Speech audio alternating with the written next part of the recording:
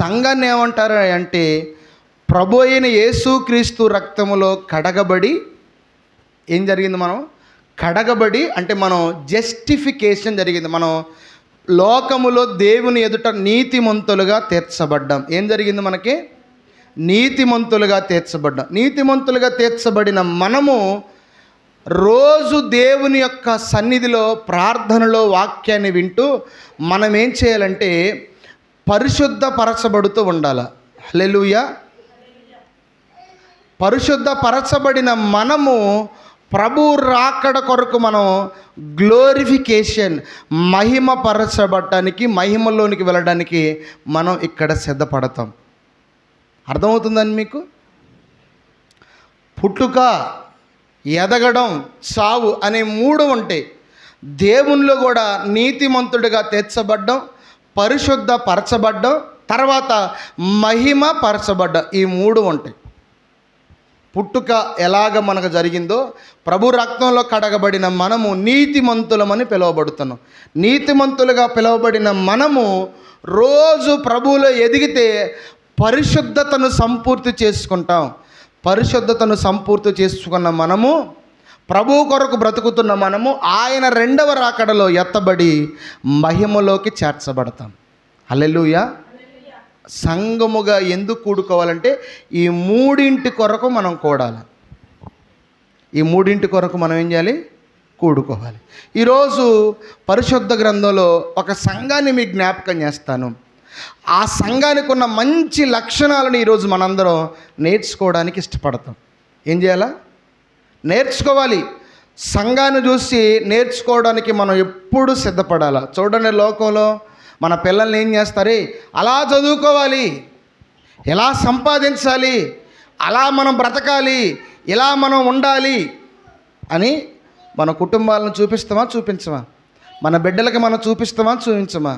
మన కడుపును పుట్టిన పిల్లలకి నేర్పిస్తుంటాం. ఈ కుటుంబంలాగా, ఈ వ్యక్తులలాగా, ఆ పురుషుల్లాగా, ఈ స్త్రీలాగా మనం బ్రతకాలి అని ఎలాగా మన పిల్లలకి మనము నేర్చుకోవడానికి ఇష్టపడతాం. ఈరోజు సంఘము కొన్ని విషయాలను పరిశుద్ధ గ్రంథములో నుండి నేర్చుకోవడానికి ఇష్టపడాలి. ఎందుకంటే లోకంలో ఏ సంఘం నుండి నేర్చుకోవడానికి ఏమీ లేదు.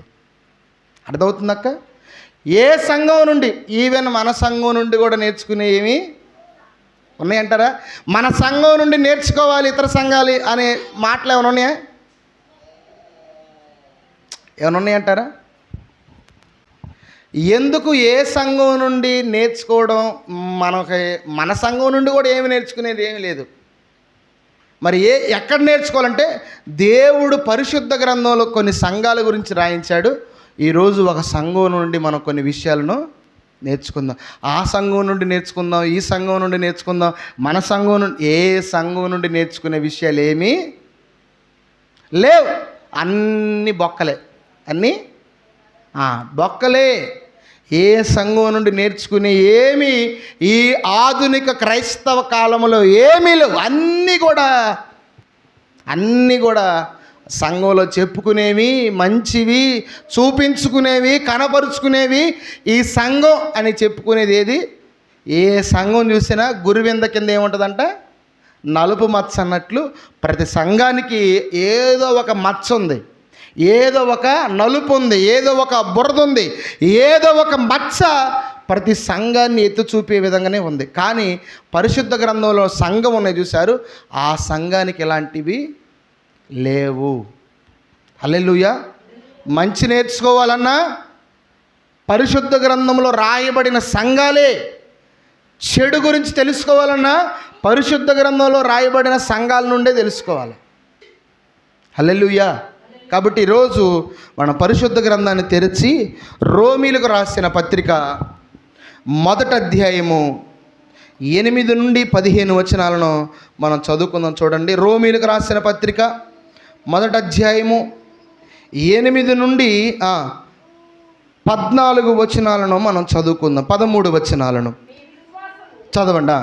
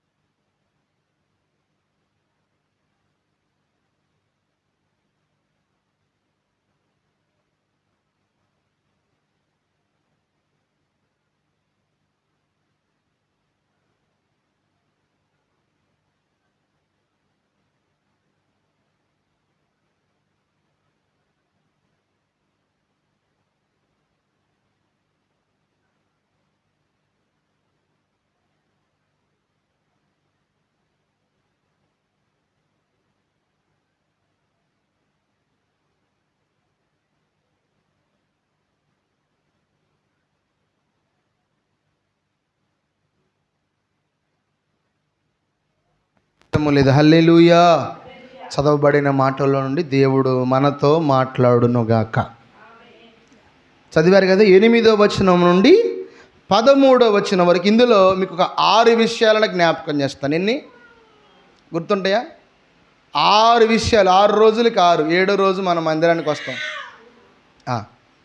6 విషయాలను జ్ఞాపకం చేసుకున్నాం. ఎన్నక్క? 6 విషయాలు. నాకెళ్ళి చూడండి, మళ్ళీ వచ్చే ఆదివారమే బతుకుంటే, అంతేగా. ఎండలు ఎట్లున్నాయి చూస్తున్నారు కదా, కాబట్టి జాగ్రత్తగా 6 విషయాలను మీకు జ్ఞాపకం చేస్తాను. ఈ సంఘము రోమా సంఘం. ఈ సంఘం ఏంటి? రోమా పట్టణములో ఉన్న సంఘం. ఈరోజు మనం పేర్లు పెట్టుకున్నాం. ఆ రోజు పేర్లు సంఘాలకి అక్క, ఆ రోజు పేర్లు సంఘాలకు లేవు. మాచినేనిపాలెం సంఘం. ఎన్ని సంఘాలు అంతే. ఈ ఊర్లో ఎన్ని సంఘాలను ఉన్నాయి. ఏమని పిలుస్తారంటే మాచినేనిపాలెంలో ఉన్న సంఘం, మధురలో ఉన్న సంఘం, మడుపల్లిలో ఉన్న సంఘం. అంటే గ్రామం అంతటి పేరు మీద ఆ సంఘాన్ని పిలిచేవాళ్ళు. హల్లెలూయా. ఇది ఏ సంఘం అంటే రోమా పట్టణములో ఉన్న సంఘం. వినండి, మన సంఘానికి ఒక పేరు ఉంది, జీసస్ క్రైస్ట్ టెంపుల్, యేసుక్రీస్తు ప్రార్థన మందిరం మన సంఘానికి. అక్కడ CGM ఉంది, క్రైస్ట్ గాస్పల్ మినిస్ట్రీస్. అటు జొన్నయ్య గారు చర్చికి ఒక పేరు ఉంది, ఇక్కడ ఒక చర్చికి ఒక పేరు ఉంది, అక్కడ ఒక చర్చికి ఒక పేరు ఉంది. కానీ ఆ కాలంలో మొదటి శతాబ్దంలో ఇలా లేవు పేర్లు, ఇలా డినామినేషన్ పేర్లు. మరి ఏముందంటే పట్టణము పేరు మీద ఆ సంఘాన్ని పిలిచేవాళ్ళు.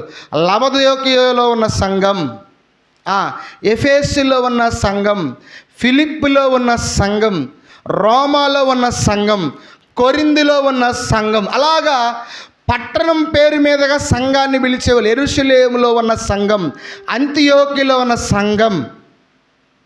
హల్లెలూయా. ఈరోజు పేర్లు వచ్చేసినాయి. యేసుక్రీస్తు సంఘం, కోనేరు సంఘం, హోసన్న సంఘం, హెర్మోను సంఘం, తండ్రి సన్నిధి సంఘం. అప్పుడు అలా లేవు. ఇక్కడ పిలుస్తున్న పేరు ఏంటంటే పట్టణములో ఉన్న ప్రజలందరినీ కలిపి ఆ పట్టణం పేరు మీద ఇది రోమా సంఘం అని పిలిచేవాళ్ళు. హల్లెలూయా. ఏ సంఘం? రోమా సంఘం అని పిలిచేవాళ్ళు. ఈ రోమా సంఘం, ఈ సంఘానికి పౌలు ఒక ఉత్తరం రాశాడు, దైవజనుడు. జాగ్రత్తగా విందాం. ఏం రాశాడు? ఉత్తరం ఎందుకు రాస్తారు? ఇప్పుడంటే అన్ని ఫోన్లు వచ్చినాయి, వాట్సాప్లు వచ్చినాయి, ఫేస్బుక్లు వచ్చినాయి, ట్విట్టర్లు వచ్చినాయి, ఇంకా మెయిల్లు వచ్చినాయి, రకరకాల అన్నీ వచ్చినాయి. అప్పుడు ఇవేమీ లేవు. అప్పుడు అన్నీ కూడా మీకు తెలుసు, మీ చిన్నతనంలో అన్నీ కూడా ఉత్తరాలు. పలానా గ్రామంలో ఉన్న వాళ్ళు, పలానా దగ్గర చదువుకుంటున్న వాళ్ళు, ఉద్యోగం చేస్తున్న వాళ్ళు, పలానా దగ్గర వ్యాపారం చేస్తున్న వాళ్ళు ఉత్తరాలు రాసేవాళ్ళు. ఎక్కువగా పిల్లలు, హాస్టల్లో ఉంటున్న పిల్లలు తల్లిదండ్రులకు ఉత్తరం రాసేవారు. తల్లిదండ్రులు హాస్టల్లో చదువుతున్న పిల్లలకు ఉత్తరాలు రాసేవాళ్ళు. ఇప్పుడు ఈ పౌలు అనే దైవజనుడు రోమా పట్టణములో ఉంటున్న సంఘానికి ఉత్తరం రాశాడు. ఎక్కడి నుండి? కొరింథీ అనే పట్టణము నుండి రోమా పట్టణములో దేవుని ప్రజలుగా పిలువబడుతూ సంఘముగా ఏర్పరచబడిన వీళ్లకు ఒక లెటర్ రాస్తున్నాడు. హల్లెలూయా. ఈ రోమా సంఘములో ఉన్న వాళ్ళకి లెటర్ రాస్తూ, ఉత్తరం రాస్తూ ఈ పౌలు అనే వ్యక్తి దైవజనుడు ఏమని మాట్లాడుతున్నాడు? ఆ మాట ఏంటనంటే 8వ వచనం, మీ విశ్వాసము సర్వలోకమున ప్రచురము చేయబడుచుండుటను బట్టి. హల్లెలూయా. ఈ సంఘము నుండి సర్వలోకానికి ఏం వెళ్తుందంట? ఆ వచనం చదువు, ఒక్కసారి చదవండి. 8వ వచనం. జాగ్రత్తగా వినాలా? చాలు. సర్వలోకములోనికి ఏం వెళ్తుందంట? ఏంటిది ప్రచురం చేయబడేది? మీ విశ్వాసం. చెప్పండి, ఏంటిది? మీ ఫెయిత్, మీ నమ్మకం, మీ విశ్వాసం ఉందే, ఆ విశ్వాసం మీ సంఘానికే పరిమితం కాలేదు. నాకెళ్ళి చూడాల. అర్థమవుతుందా? ఈ 8వ వచనంలో పౌలు అనే దైవజనుడు ఆ రోమా సంఘములో ఉన్న వారికి ఉత్తరం రాస్తూ అంటున్న మాట తెలుసా? మీ విశ్వాసం సర్వలోకమునకు ప్రచురము చేయబడుచున్నది. దీన్ని ఎట్ట అర్థం చేసుకోవాలి తెలుసా? కరోనా ఏడ పుట్టింది? చైనాలో పుట్టింది. చైనా నుండి ఎక్కడికి వచ్చింది? అన్ని దేశాలకు, అన్ని రాష్ట్రాలకు, ప్రపంచంలో ప్రతి దేశానికి కరోనా పాకింది. కరోనా వెళ్ళిందా లేదా? ఎలాగా ఒక వైరస్ దేశాలకు వెళ్ళిందో వీళ్ళ విశ్వాసం కూడా ప్రచురము చేయబడుతుందంట. హల్లెలూయా. ఏమన్నా తెలుసా? రోమాలో ఉన్న దేవుని ప్రజలు, రోమాలో ఉన్న దేవుని సంఘము, రోమాలో ఉన్న దేవుని బిడ్డల యొక్క విశ్వాసం గొప్పదే. హల్లెలూయా. ఈరోజు మన నుండి ఏం ప్రచారం చేయబడుతుంది? ఒకసారి మనం ఆలోచన చేద్దాం. ఈ రోమాలో సంఘాన్ని బట్టి పౌలు అనే దైవజనుడు ఉత్తరం రాస్తూ ఏమన్నా తెలుసా? మీ విశ్వాసం మీ సంఘానికే పరిమితం కాల, మీ విశ్వాసం మీ కుటుంబాలకే పరిమితం కాల, మీ విశ్వాసం మీ గ్రామానికే పరిమితం కాల, మీ విశ్వాసం మీ మండలానికి, మీ విశ్వాసం మీ రాష్ట్రానికి, మీ విశ్వాసం మీ దేశానికి కదంటే, మీ విశ్వాసం సర్వలోకానికి, యూనివర్సల్. హల్లెలూయా. బా, ఒక విశ్వాసి ఎలా ఉండాలి? సంఘానికి వస్తున్న విశ్వాసం చేలో ఒకేలాగా ఉండాలి, ఇంటి దగ్గర ఒకేలా ఉండాలి, బయటికి ఊరెళితే ఒకేలా. మీ విశ్వాసం ఏమండి మారకూడదు. వీళ్ళ విశ్వాసం సర్వలోకానికి వెళ్ళిపోతుందంట. సర్వలోకంలో వీళ్ళకున్న విశ్వాసం ప్రచురము చేయబడుతుంది. రోమాలో ఉన్న సంఘ బిడ్డల విశ్వాసం గొప్పది అని ప్రకటించబడుతుంది. హల్లెలూయా. మరి మన విశ్వాసం ఏం ప్రకటించబడుతుందో? మన సంఘం నుండి ఏం బయలు వెళ్ళాలి? సంఘ విశ్వాసం నుండి ఏం బయటికి వెళ్ళాలి? సంఘ బిడ్డల జీవితం నుండి ఏం బయటికి వెళ్ళాలి? సమాజంలో కంటే మన విశ్వాసం బయటికి వెళ్ళాలి. వాళ్ళకి కష్టం వచ్చిన వాళ్ళ విశ్వాసం, వాళ్ళకి నష్టం వచ్చిన వాళ్ళ విశ్వాసంలో ఘోరంత మార్పు కూడా ఉండదు. హల్లెలూయా. అర్థమవుతుందా? శ్రమ వచ్చినా, వేదన వచ్చినా, దుఃఖం వచ్చినా, బాధ వచ్చినా, కష్టం వచ్చినా మారకుండా ఉండదు. ఏంటో తెలుసా? విశ్వాసం. హల్లెలూయా. మన విశ్వాసం ఎన్నటెన్నటికీ మారకూడదు. ఈ రోమా సంఘం ప్రపంచానికి బయటికి వెళుతుందంట విశ్వాసం. ప్రపంచానికి బయటికి వెళుతుందంట విశ్వాసం. ప్రపంచానికి తెలుస్తుందంట విశ్వాసం. మొదటి విషయం ఏంటనంటే, జాగ్రత్తగా విందాం, నాకెళ్ళి చూడండి. మొదటి విషయం, సంఘం నుండి ఏం బయలు వెళ్ళాలంటే విశ్వాసం బయటికి వెళ్ళాలి. ఏం బయటికి వెళ్ళాలక్క? పలానా సంఘం విశ్వాసం కలిగిన వారు, పలానా సంఘం మంచి భక్తి కలిగిన వాళ్ళు అనే పేరు వస్తే చాలు. ఈరోజు ఏ విశ్వాసి గురించి, ఏ యొక్క సంఘం గురించి ఈ మాటలు చెప్పుకోవట్లే. పౌలనే దైవజనుడు అంటాడు సంఘం గురించి, మీ విశ్వాసం నాకే కాదు, సర్వలోకంలో ఎక్కడ ప్రార్థన కూడికి పెట్టినా, ఎక్కడ సువార్త ప్రకటించినా పలానా గ్రామములో ఉన్న సంఘ బిడ్డల విశ్వాసం గొప్పది. హల్లెలూయా. ఎందుకని తెలుసా? ఏ పరిస్థితులు వచ్చినా వాళ్ళ విశ్వాసం మారలేదండి. ఏ కష్టాలు వచ్చినా వాళ్ళ విశ్వాసం మారలేదు. ఈరోజు చూడండి, చిన్న కష్టం రంగంలోనే ముందు సడలిపోయేది విశ్వాసంలోనే. చిన్న ఏదైనా అప్పు తీర్చాలంటే విశ్వాసంలో సడలిపోవటం, ఏదైనా బాధ వచ్చిందంటే విశ్వాసంలో సడలిపోవటం. మన విశ్వాసం ప్రతి వ్యక్తికి తెలిసి ఉండాలి. వీళ్ళు మందిరానికి పోయే దేవుని పిల్లలో, నువ్వు ఎక్కడున్నా సరే, నువ్వు ఇంట్లో ఉన్నవా, పనిలో ఉన్నవా, పొలంలో ఉన్నవా, ఇతర వీధిలో ఉన్నవా, ఇతర గ్రామంలో ఉన్నవా, ఇతర దగ్గరకు వెళ్ళినవా, ఇతర ప్రార్థనా కూడికలు వెళ్ళినవా, నిన్ను చూస్తే విశ్వాసురాలురా అనిపించాలి. ఈరోజు సంఘం నుండి, విశ్వాసం నుండి బయటికి ఇది వెళ్ళట్ల, రకరకాలైన చెత్త బయటికి పోతుంది. పలానా సంఘం, ఆ సంఘం అంతా కూడా రాజకీయమయ్యారా? పలానా సంఘం, ఈ సంఘంలో ఉన్న వాళ్ళందరూ కూడా లోకం, ఇటు దేవుడు. చెప్పుకుంటున్నారా? చెప్పుకోవట్లేదా? పలానా సంఘం అక్కడంతా కూడా కులం, పలానా సంఘం అక్కడంతా వాళ్ళ బంధువులే, వాళ్ళ చుట్టాలే. పలానా సంఘం కొన్ని రోజులు దేవుళ్ళో ఉంటారు, కొన్ని రోజులు లోకంలో ఉంటారు. లోకంలో బ్రతుకుతారు, దేవుళ్ళో బ్రతుకుతారు. ఇటు దేవుడు కావాలి, ఇటు దెయ్యం. ఏ సంఘం గురించి మంచి చెప్పుకునే రోజులు ఈ రోజులు కానే కాదు. ఈరోజు పౌలు అంటుండే రోమా సంఘాన్ని బట్టి మీ విశ్వాసము సర్వలోకమున ప్రచురము చేయబడుచున్నది. దయచేసి దేవుని బిడ్డలారా, మీకు ఒకటే చెప్పేది, సంఘం నుండి విశ్వాసం బయటికి వెళ్ళాలా, విశ్వాస పరిమళాలు బయటికి వెళ్ళాలా, విశ్వాసపు జాడలు బయటికి వెళ్ళాలా, విశ్వాసపు సువాసన వెళ్ళాలా. ఇప్పుడు సంఘం నుండి అంతా ముక్కు మూసుకుంటున్నారు సంఘం అంటే, చెవులు మూసుకున్నారు సంఘం అంటే, కళ్ళు మూసుకున్నారు సంఘం. మాకు క్రైస్తవుల గురించి చెప్పొద్దు అంటున్నారు. తెలుసా మీకు? పలానా అక్క వద్దు, మాకు చెప్పాల్సిన అవసరం లేదు. పలానా చెల్లి మాకు అవసరం లేదు. పలానా అన్న మాకు అవసరం. ఎందుకని? వారిలో విశ్వాసం లేదు.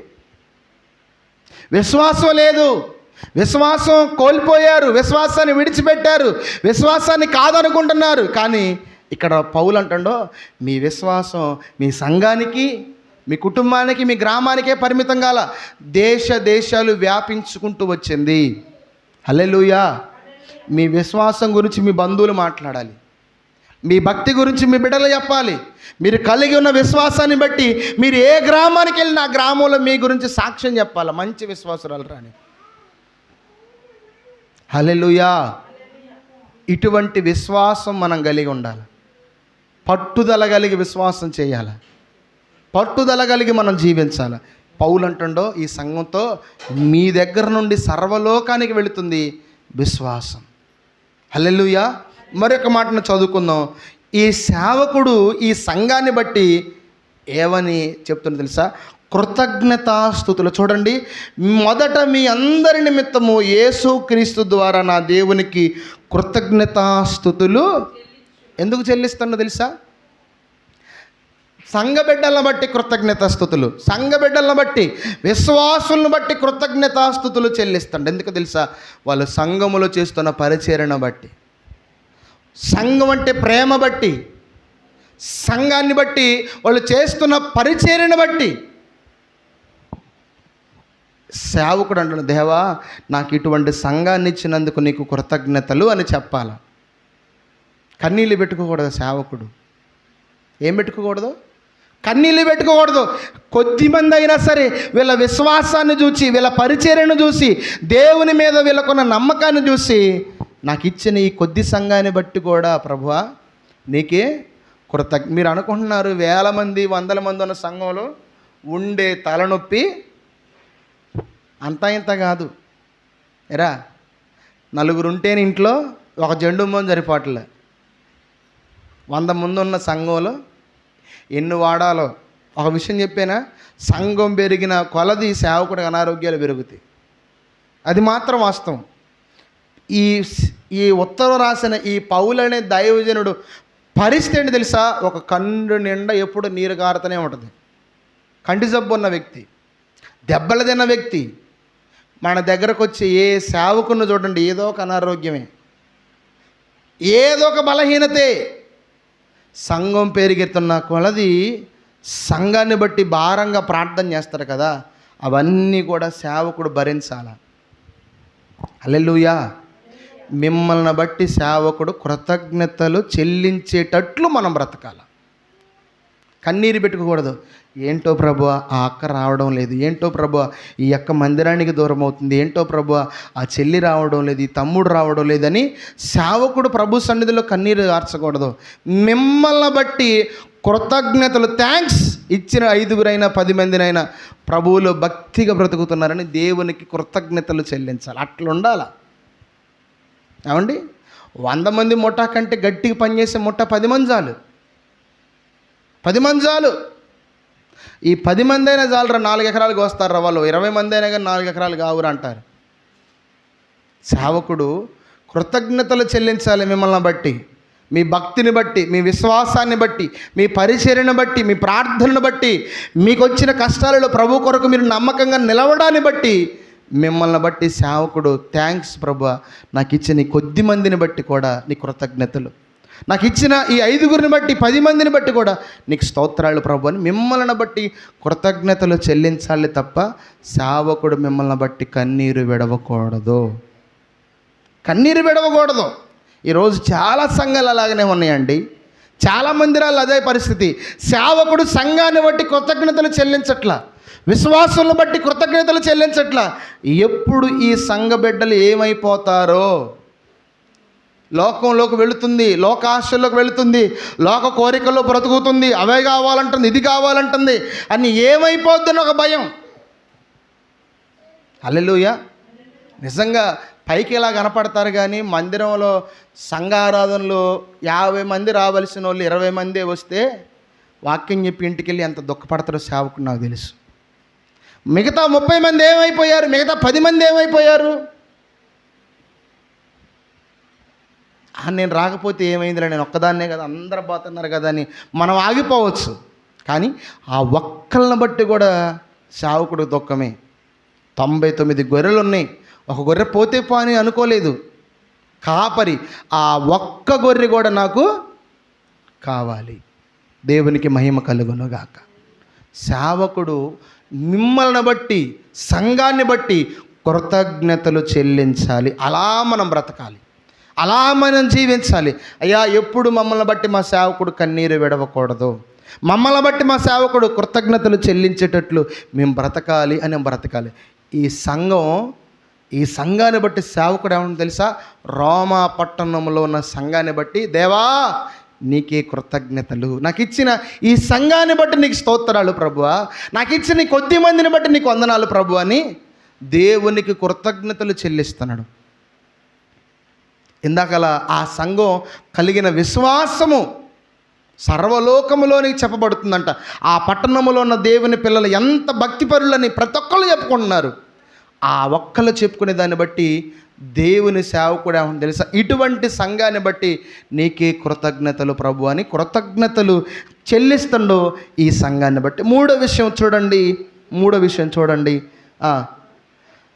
9వ వచనం. ఇప్పుడు ఎలాగైనా ఆటంకము లేకుండా మీ యొద్దకు వచ్చుటకు దేవుని చిత్తం వలన కలుగు వీలునేమో అని నా ప్రార్థనలు యందు ఎల్లప్పుడూ ఆయనను బతిమాలుకొనుచు మిమ్మును గూర్చి జ్ఞాపకము చేసుకొనుచున్నాను. మిమ్మును గూర్చి జ్ఞాపకము ఏం చేస్తానంట? మూడోది, సంఘాన్ని జ్ఞాపకం చేసుకుంటుండ. సంఘాన్ని జ్ఞాపకం చేసుకుంటుండ. సంఘాన్ని ఏం చేస్తాడో జ్ఞాపకం చేసుకోవాలి. ప్రతిరోజు ఇటువంటి సంఘాన్ని బట్టి పౌలు అనే దైవజనుడు కృతజ్ఞతలు చెల్లిస్తున్నాడు. ఇటువంటి సంఘాన్ని బట్టి పౌలు అనే దైవజనుడు సంఘాన్ని జ్ఞాపకం చేసుకుంటుండు.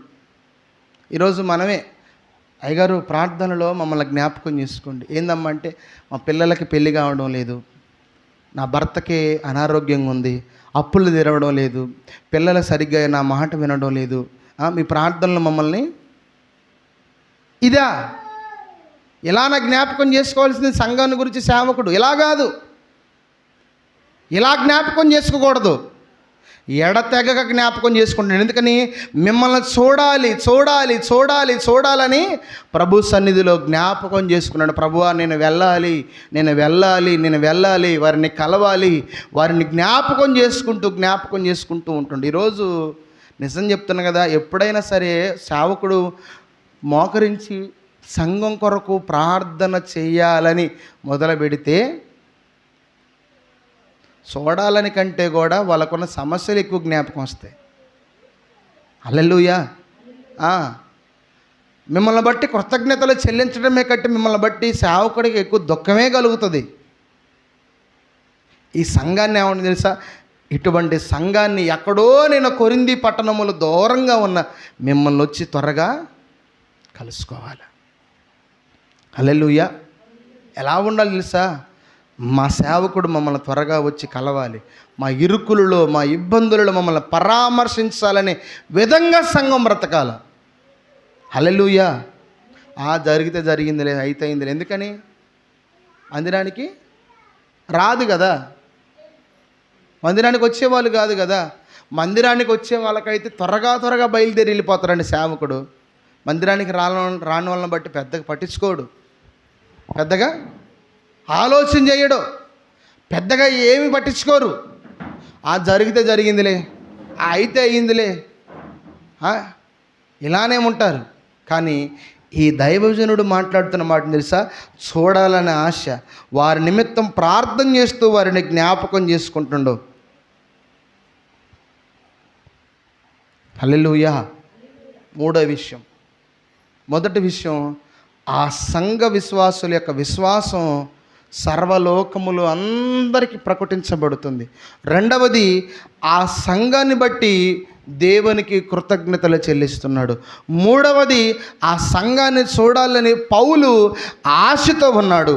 మరొక మాటని మనం చదువుకుందాం. నాలుగవది చూడండి, వారిని స్థిరపరచాలని ఆలోచన కలిగి ఉన్నాడు. 11వ వచనం, మీరు స్థిరపడవాలని అనగా మీకును నాకును కలిగిన విశ్వాసము చేత మనము స్థిరపరచ.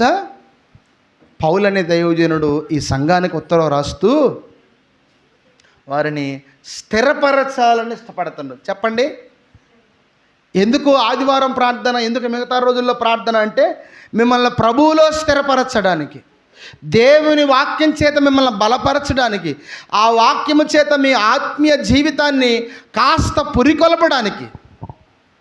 హల్లెలూయా. ఎందుకు సేవకుడు ఆలోచన తెలుసా?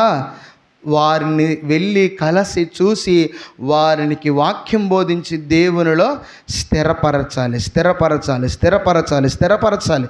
విశ్వాసములు ఇంకా లోతుగా వారిని స్థిరపరచాలి. కానీ మన సంఘంలో, మన సంఘ జీవితంలో ఇంకా నాటబడే స్థితిలోనే ఉన్నాం. ఎక్కడున్నాం అక్క? స్థిరపరచబడే స్థితి కాదు. ఎందుకని? కొద్ది రోజులు లోకంలో నాటబడతావు, దేవునిలో నాటబడతావు, ఇక్కడ బీకి లోకంలో వేస్తాం. చిచి ఇక్కడ కలిసి రావట్లేదని మళ్ళీ అక్కడ బీకి మళ్ళీ దేవుని సన్నిధిలో నాటుతాం. మళ్ళీ ఇక్కడ దేవుని సన్నిధిలో ఎన్ని రోజులు ప్రార్థన పెట్టి ఏం జరగట్లేదు, మళ్ళీ బీకి. చూడండి, ఒక దగ్గర మొక్కను నాటితే అది ఎదిగి ఫలిస్తుందా? ఎడ నేల బాగలేదు, ఎడ నీళ్ళు లేవు, ఎడ సారం లేదని ఎక్కడ బీకి తీసుకెళ్ళి మళ్ళీ అక్కడ ఆడలేదని తీసుకెళ్ళి అక్కడ వేస్తే ఉంటుందా? మొక్క ఎదిగేటప్పుడు ఎదగదు, చచ్చిపోద్ది. అదిగా ఎదిగిద్దా చచ్చిపోద్దా? ఈ సేలో బాగా ఎదిగింది మిరప మొక్కని తీసి ఇంకో సేలు వేసిన అనుకో, ఈ సేలో కూడా ఎదగట్లేదని తీసి ఇంకో సేలు వేసిన అనుకో, ఎదిగేది ఎప్పుడు? అది ఫలించేది ఎప్పుడు? అది స్థిరపడేది ఎప్పుడు? సేవకుడు అంటాడో మిమ్మల్ని స్థిరపరచాలి, అది నా ఆశ. ఈరోజు సంఘంలో విశ్వాసులు స్థిరపరచబడే స్థాయికి రాలేదు, స్థిరపరచబడే స్థితికి రాలేదు, ఇంకా నాటబడే స్థితిలోనే ఉన్నారు. ఎందుకు నాటబడే స్థితిలో ఉన్నారు? కొద్ది రోజులు దేవునిలో ఉంటున్నారు, మళ్ళీ ఇక్కడ పీకి మళ్ళీ లోకంలో నాటుతున్నారు. ఏడ కష్టాలు కన్నీళ్ళు రంగం, అయ్యో దేవుడని మళ్ళీ తీసుకొచ్చి దేవునిలో నాటుతున్నారు. దేవునిలో నాటితే అట్ట ఆదివారం ప్రార్థనకు పోవాలి, మళ్ళీ ఇప్పుడు ప్రార్థన కొడుకులు పెడితే ప్రార్థనకు పోవాలి, ఆ మడుపల్లి రావాలి, ఆడ ఆరాధనలు అయితే రావాలి, సంఘం అయితే రావాలి, కూడికలు అయితే రావాలి. కుదరట్లేదు, నాకు సమయం కుదరట్లేదు, నా పనికి వేస్ట్ అవుతుందని మళ్ళీ పీకి లోకంలో వేస్తాం. ఈ లోకంలో వేసిన తర్వాత కష్టాలు శ్రమల రంగంలో అయ్యో ప్రభువా నన్ను క్షమించండి తీసి మళ్ళీ దేవుని సన్నిధి. ఇలా అయితే ఎప్పుడు స్థిరపరచబడతాం మనం? ఎప్పుడు బలపరచబడతాం దేవునిలో? ఇక్కడ పౌలు అంటాడో ఆ సంఘాన్ని ఉద్దేశించి నేను మీ యొద్దకు రావడానికి ఇష్టపడుతున్నా. ఎందుకు తెలుసా? మిమ్మల్ని ఇంకా లోతుగా స్థిరపరచబడాలి, స్థిరపరచాలని ఆశ. హల్లెలూయా. మీరు ఎప్పుడైనా సరే అటువంటి సభలకు వెళ్తే రెండే జరుగుతాయి, ఒకటి హెచ్చరించడం, రెండోది స్థిరపరచడం. చెప్పండి అక్క. హెచ్చరించడం, రెండవది స్థిరపరచడం.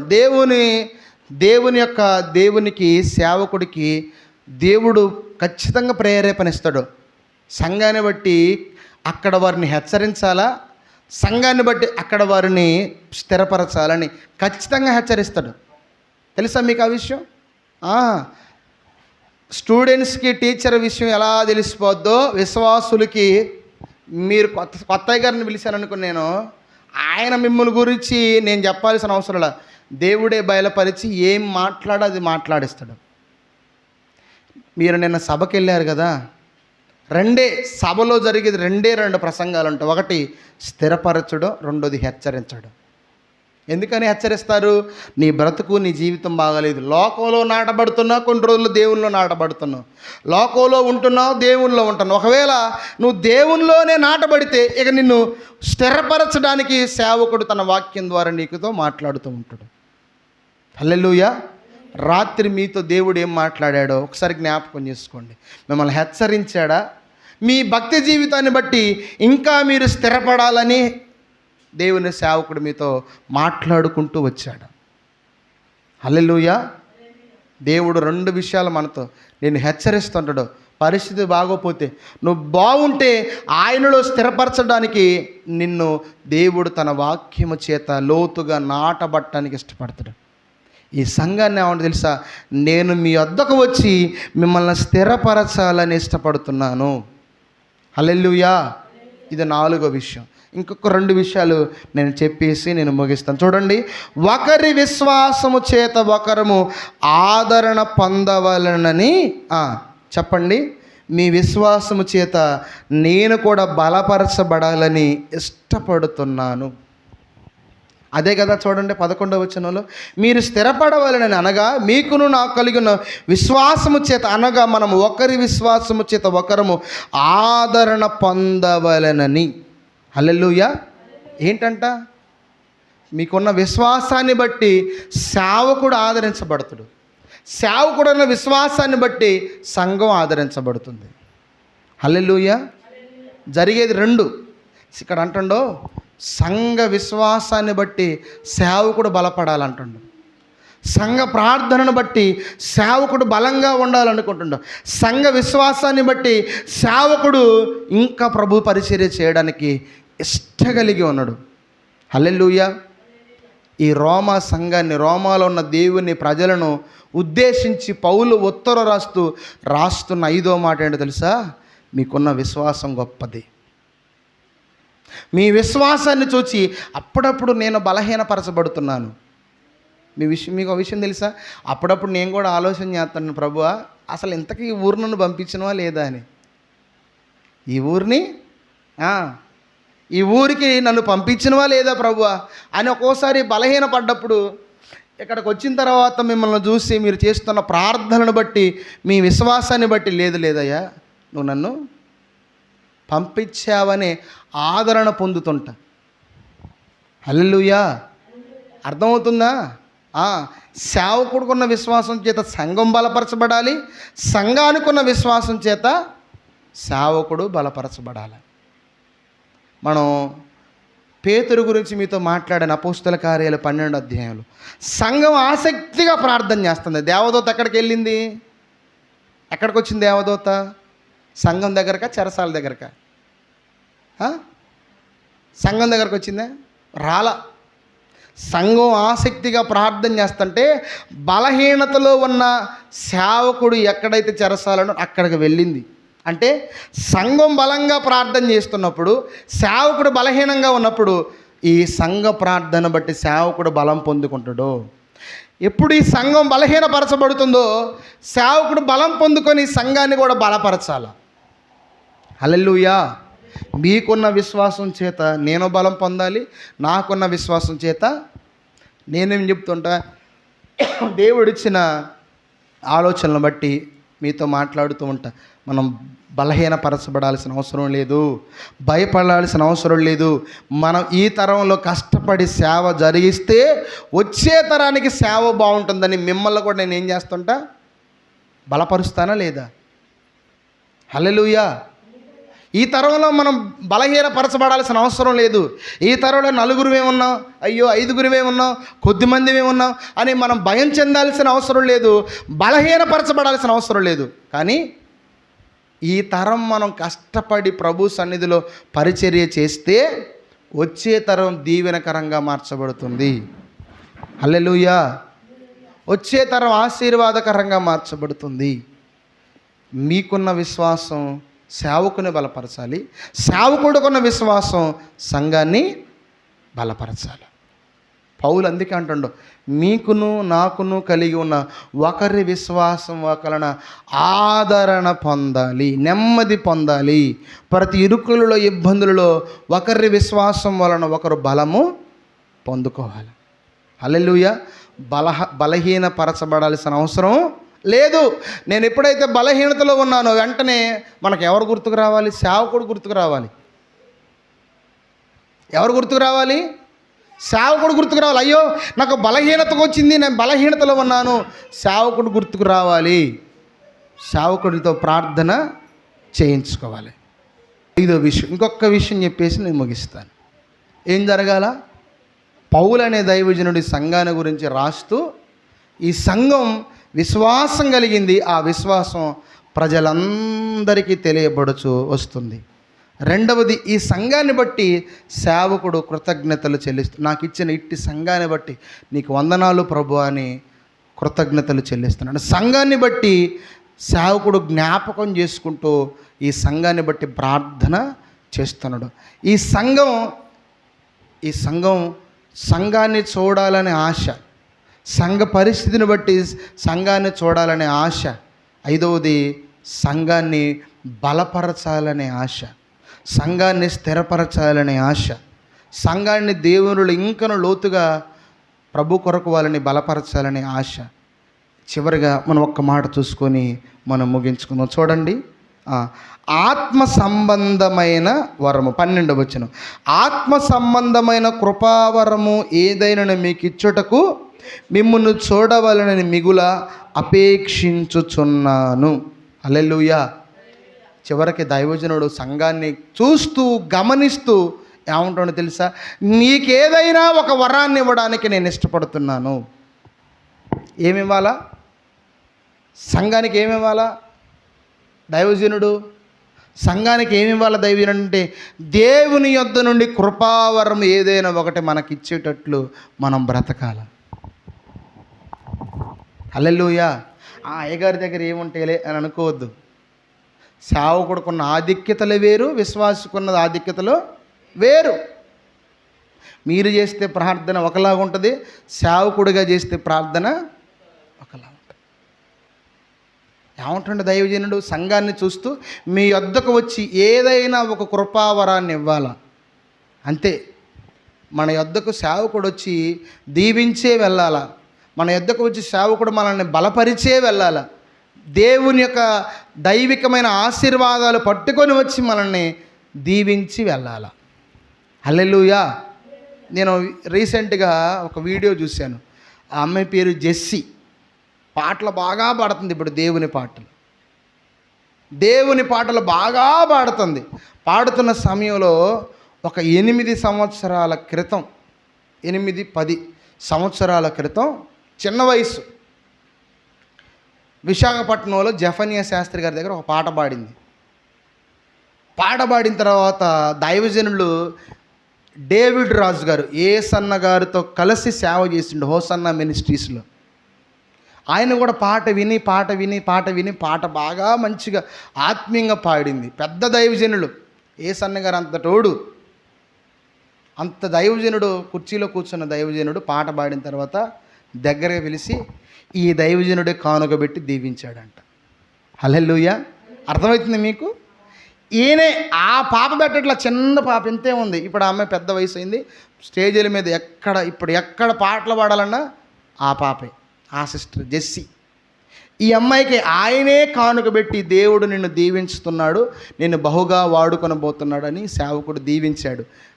ఆ 8 సంవత్సరాలు 10 సంవత్సరాల క్రితం ఏ దైవజనుడైతే ఈ పాపను దీవించాడు, ఇప్పుడు ఆ పాప నిర్విరామంగా దేవుని సేవలో బహుబలంగా వాడబడుతుంది. హల్లెలూయా. అంటే సేవకు నుండి కృపావరం వస్తుందంటే వచ్చిందా రాలేదా? ఈ పాపను దీవించాడా లేదా? ఈ పాపను ఆశీర్వదించాడా లేదా? మన కుటుంబాల యొద్దకు వచ్చినప్పుడు, మన యొద్దకు వచ్చినప్పుడు మనల్ని దీవించేటట్టు మనం ఉండాలి. మన ఆసక్తిని బట్టి, మన ప్రార్థనను బట్టి ఈ కుటుంబాన్ని దీవించు ప్రభు. ఎంత ఆసక్తి కలిగిన కుటుంబం, ఎంత పరిచర్య చేసిన కుటుంబం, ఎంత విశ్వాసం కలిగిన కుటుంబాన్ని నువ్వు దీవించకుండా విడిచి వెళ్ళిపోవడానికి వీలు లేదు ప్రభువా అనేటట్లు మన యొద్దకు సేవకుడు వచ్చినప్పుడు మనకు ఒక వరం ఇచ్చేటట్లు ఉండాలి.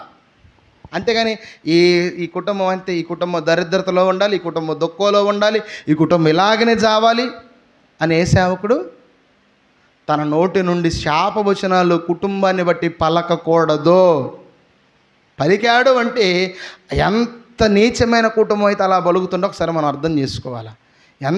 ఏ సేవకుడు వచ్చినా ఆ కుటుంబం ఎలాంటిదైనా సరే దీవించి వెళ్ళడానికే ఇష్టపడుతుండు. ఈ సంఘాన్ని ఏమన్నా తెలుసా, నేను మీ వద్దకు వచ్చి ఏదైనా ఒక కృపావరం మీకు ఇచ్చి మిమ్మల్ని దీవించాలని ఇష్టపడుతున్నాను. హల్లెలూయా. మనం ఎలా ఉంటున్నాం? మనం ఎలా బ్రతుకుతున్నాం? దేవుని దీవెన దివ్య ఆశీస్సులు మనం పొందడానికి, ఆయన కృపావరముల్లో పాలిభాగస్తులు అవ్వడానికి మనం ఇష్టపడుతూ బ్రతకాల. దేవునికి మహిమ కలుగునుగాక. ఏదైనా ఒక కృపావరాన్ని ఇచ్చి వారిని స్థిరపరచాలి, వారిని బలపరచాలి. 6 విషయాలు ఈ రోమా సంఘం నుండి నేర్చుకునేవి. 6 విషయాలు. మొదటిది, ఈ సంఘము నుండి ప్రజలందరికీ బయటకు వెళుతుంది తెలుసా? విశ్వాసపు పరిమళం. మరి మన నుండి ఏం వెళ్తుందో ఒకసారి మీరు ఆలోచించుకోండి. ఆ అక్క నంగులోనే నీకు ఏ మార్కులు వేస్తున్నారో నాకైతే తెలియడం వల్ల ఈ సంఘాన్ని బట్టి ప్రజలందరూ సంతోషిస్తున్నారు. ఈ సంఘాన్ని బట్టి నిజంగా ఎంత మంచి సంఘమో, వాళ్ళ విశ్వాసం మంచిది అని పొగుడుతున్నారు. వాళ్ళరా వీళ్ళరా, ఆ సంఘమా ఈ సంఘమా అని తీసేటట్లు మనం బ్రతకూడదు. అర్థమవుతుందా? అందరు బాగున్న సంఘంలో ఒకళ్ళు బాగోపోతే ఏమంటారు? శరీరంలో అన్ని అవయవాలు బాగుండి ఒక కన్ను బాగోపోతే ఏమంటారు? గుడ్డిదిరా అంటారు. అన్ని అవయవాలు బాగుండి ఒక కాలు బాగోపోతే కుంటోడురా అంటారు. అన్నీ బాగానే ఉన్నాయి. సంఘంలో ఒక్కలా బాగోపోయినా ఆ సంఘాన్ని గడ్డి పరకలాగా పక్కన నెడతారు. మన నుండి ప్రజలలోనికి వెళ్ళాల్సింది విశ్వాసం. ఎంత గొప్ప విశ్వాసం! అవిశ్వాసం బయటికి వెళ్ళకూడదు, అపనమ్మకం బయటికి వెళ్ళకూడదు, మన నుండి చెడు బయటికి వెళ్ళకూడదు, మన నుండి చెడు సాక్ష్యం, చెడు ఒక వార్త మన గురించి బయటికి వెళ్ళకూడదు. దయచేసి నువ్వు ఇతరులకు మేలు చేసినా మేలు చేయకపోయినా ముందు నీ భక్తి జీవితాన్ని భద్రంగా కాపాడుకో. ఇతరులకు నిన్ను బట్టి మంచి సాక్ష్యం చెప్పేటట్లు ఉండాలి. విశ్వాసురాలని చెప్తే చాలు, ఇక అంతకుమించి మనకేం అవసరం లేదు. అర్థమవుతుందా? అంతకుమించి మనకేం కావాలి? సంఘాన్ని బట్టి, మన సంఘాన్ని బట్టి సమాజంలో ఏం పేరు ఉండాలంటే వాళ్ళకి విశ్వాసం ఉన్న సంఘం. రెండవది, అటువంటి సంఘాన్ని బట్టి పౌలనే దైవజనుడు, దేవా ఇటువంటి సంఘాన్ని ఇచ్చినందుకు కృతజ్ఞతలు చెప్పేటట్లు ఉండాలి. అంతేగాని సేవకుడు కన్నీరు కార్చేటట్లు ఉండకూడదు. మూడవది, ఆ సంఘాన్ని బట్టి దేవుని సన్నిధులు ఎడతెగగా జ్ఞాపకం చేసుకొని ప్రార్థన చేస్తూ, మీరు చెప్పాల్సిన అవసరం లే, అయ్యగారు మాకు ఆ బాధ ఈ బాధ అని మిమ్మల్ని బట్టి ఆటోమేటిక్గా మోకరించంలోనే మీ విశ్వాసాన్ని బట్టి సేవకుడు ప్రార్థన చేయించాలనిపించాలా. వెంటనే పేరెత్తంలో అసలు ఎందుకు చేస్తానని అనిపించకూడదు. అర్థమవుతుందా? మీ పేరు మీరు చెప్పకపోయేసరికి ప్రభు సన్నిధిలో మోకరించి ప్రార్థన చేస్తుంటే పరిశుద్ధాత్మ దేవుడు ఆల్రెడీ జ్ఞాపకం చేస్తాడు, పలానా కుటుంబం ప్రార్థన చేయి, మంచి భక్తి కలిగిన కుటుంబం ప్రార్థన చేయని దేవుడే ప్రార్థన నడిపిస్తున్నాడు. మీ గురించి దేవుడు స్కిప్ చేసిండో. స్కిప్ అంటే తెలుసా? ప్రార్థన చేస్తున్నప్పుడు మిమ్మల్ని జ్ఞాపకం చేశాడనంటే రైట్, మిమ్మల్ని జ్ఞాపకం చేయట్లేదనంటే ఒకసారి మనం గమనించాలి. సేవకుడు ప్రార్థనలు సంఘాన్ని జ్ఞాపకం చేసుకునేటట్టు ఉండాలి. నాలుగవది, వారిని చూడాలనే ఆశ కలిగిన వ్యక్తి. ఐదవది, వారిని స్థిరపరచాలి. వారి విశ్వాసాన్ని బట్టి సేవకుడు బలపరచబడాలి, సేవకుడుకున్న విశ్వాసాన్ని బట్టి సంఘం బలపరచబడాలి. ఆరవది, దేవుని సేవకుని వలన ఆత్మ సంబంధమైన వరము ప్రభువు నుండి పొందుకునేటట్లు ఉండాలి. ఇటువంటి సంఘం ఈ రోమా సంఘం. ఒక విచిత్రం చెప్పినా, ఈ సంఘాన్ని ఇప్పటివరకు పౌలు అని చెప్పిన ఆయన కట్టింది కాదు. ఎవరో ఈ సంఘాన్ని స్థాపిస్తే ఆ సంఘానికి ఉత్తరం రాశాడు. ఎవరో చూసారా? ఈయన కట్టింది కాదండి, ఈయన వెళ్ళి సువార్త చేసింది కాదు. రోమా ప్రాంతంలో సువార్త చేసి అక్కడ సంఘాన్ని కట్టింది కాదు. ఇప్పుడు ఈ ఊరికి వచ్చి నేను సువార్త ఎలాగ రోడ్ల మీద పెట్టి పరిచర్య చేసి ఎలా సంఘాన్ని కట్టానో ఆయన అలా చేసింది కాదు. ఇలాగ మందిరం కడితే ఒక 50 మంది విశ్వాసులు కూడుకుంటుంటే వాళ్ళకి రాశాడు ఉత్తరం. హల్లెలూయా. వాళ్ళకి రాశాడు. అంటే ఆ సంఘం ఎలా ఉందో చూడండి. ఆ సంఘం అప్పుడప్పుడు చూడండి, మన పిల్లల కంటే పక్కింటి పిల్లల గురించి బాగా మనం మాట్లాడుతున్నాం అనుకోండి, వాళ్ళకి ఏదో ఒకటి చెప్పామనుకోండి, అరే మా ఇంటికి వెళ్ళి చూడరా, అరే మా అమ్మాయి ఏందో చేస్తుంది చూడరా, అరే మా అబ్బాయి ఏందో చేస్తుంది అంటే వాళ్ళకి చెబుతున్నామంటే ఒక్కసారి ఆ పిల్లల మీద మనకెంత నమ్మకం ఉందో, కడుపును పుట్టిన పిల్లల మీద మనకెంత నమ్మకం లేదో ఒకసారి అర్థం చేసుకోవాలి. ఈ సంఘాన్ని ఆయన కట్టింది కాదు, ఆయన సువార్త ప్రకటించి కట్టింది కాదు. ఎవరో ఈ సంఘాన్ని స్థాపిస్తే ఆ సంఘానికి ఉత్తరం రాస్తాడు. బా ఎంత బాగుందో చూడండి. ఎవరో స్థాపించిన సంఘంలో ఉన్న విశ్వాసాన్ని బట్టి, ఆడున్న విశ్వాసులను బట్టి, వాళ్ళ భక్తిని బట్టి వాళ్ళకి ఎలాగైనా సరే ఉత్తరం రాయాలని రాశాడు. చూసారా? అదే ఆయన కట్టిన సంఘం అయితే ఇంకెట్లా ఉంటుందో చూడండి. ఎవరో కట్టిన సంఘం ఎంత బలంగా ఉంటే పౌలు అనే దైవజనుడు ఉత్తరం రాసిన తర్వాత ఇంకెంత బలంగా ఉంటుందో చూడండి. హల్లెలూయా. మనం ఈ 6 విషయాలు కలిగి ఉండాలి. నీ నుండి మంచి సాక్ష్యం ప్రచురము చేయబడాల సమాజంలో. నిన్ను బట్టి సేవకుడు కృతజ్ఞతలు చెల్లించాలి. నిన్ను బట్టి ప్రార్థనలు జ్ఞాపకం చేసుకోవాలా. నిన్ను చూడాలి, నీ కుటుంబాన్ని దర్శించాలని సేవకుడి మనసులో ప్రేరేపణ పుట్టాలి. నా దగ్గరకు వచ్చినప్పుడల్లా నన్ను స్థిరపరచాలి. నా కుటుంబానికి ఆత్మ సంబంధమైన వరము దేవుని సేవకుడి ద్వారా నేను పొందాలని ఆశ ఉండాలి. మీకు చెప్పే కదా, ప్రార్థన మన జీవితంలో ఉండాలి. అది 2 చేసిద్ది. ఒకటి, లోకంలో కష్టపడతారు, సంపాదించుకుంటారు, కానీ భూ సంబంధమైన దాని వరకే కష్టం వాళ్ళు పొందుకునేది. మనం ప్రార్థన చేస్తే దేవుడు ఈ భూ సంబంధమైన దాన్ని ఇస్తాడు, పర సంబంధమైన దాన్ని ఇస్తాడు. హల్లెలూయా. ప్రార్థన చేయలేనోడికి ఇది రాదు, పర సంబంధమైనది. ప్రార్థన చేసేవాడికే ఈ 2 ఉంటాయి. ఇటు భూ సంబంధమైన దాన్ని ఇస్తాడు, రెండవది పర సంబంధమైన దాన్ని ఇస్తాడు. ప్రార్థన చేయనోడికి ఒకటే, కష్టపడాలి, తెచ్చుకోవాలి, తినాలి, సంపాదించాలి, కూడబెట్టాలి. అదే ప్రభు సన్నిధిలో ప్రార్థన చేసిననుకో, ఈ భూ సంబంధమైన దాన్ని ఇస్తాడు, పర సంబంధమైన దాన్ని ఇస్తాడు. ప్రార్థించేవాడికి 2 ఆశీర్వాదాలు. హల్లెలూయా. ప్రార్థించేవాడికి 2 దీవెనలు. ప్రార్థించేవాడికి ఈ భూఫలము, ప్రార్థించేవాడికి పరలోక ఫలం. ప్రార్థన లేనివాడికి ఒకటే. కాబట్టి ప్రార్థన కలిగి ఉందాం. ఈ రోమా సంఘము కలిగిన లక్షణాలు మనం కలిగి ఉండాలి. కాబట్టి దీవెనలతో మనం నింపునుగాక. కళ్ళు మూసుకుందాం, ప్రార్థన చేసుకుందాం. చెప్పబడిన వాక్యాన్ని ఒక్కసారి జ్ఞాపకం చేస్తాను. ఆ జ్ఞాపకం చేసిన వాటిని మీరు మనసులో ఉంచుకొని మీ ప్రార్థనలు ఎత్తిపట్టి ప్రార్థన చేద్దాం.